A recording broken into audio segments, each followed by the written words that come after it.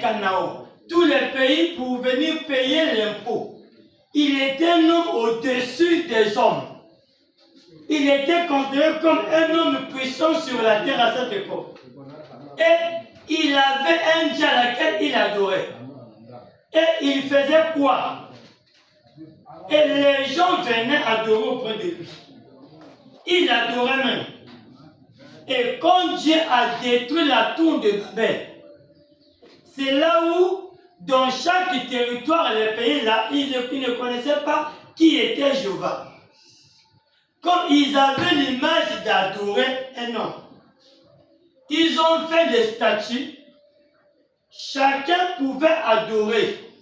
Et leur foi faisait des prodiges à ce qu'ils croyaient. Et c'est là où l'idolâtrie était entrée dans le monde. Maintenant, Dieu structure un homme. Structure signifie à retirer, à l'ongolie. Un homme appelé Abraham. Il était un homme pieux. Mais Dieu lui dit que je suis éternel. Marche dans mon intégrité et tu verras. Il lui dit, va-t'en hors dans le pays de tes parents, mais vers un pays à laquelle je te montrerai. Je ferai de toi un grand nom. C'était Abraham seul.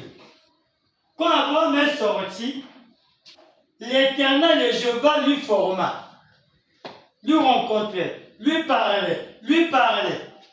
Mais un jour, cet homme a voulu avoir aussi des enfants. Comment tu m'as dit que j'aurai des descendants? Mais jusqu'alors, j'ai point d'enfants.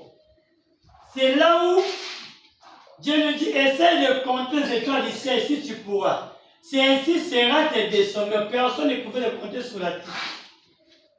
Or, Dieu lui dit que c'est à travers celui qui sortira de tes entrailles. Comme un fils. C'est lui qui doit hériter tes biens.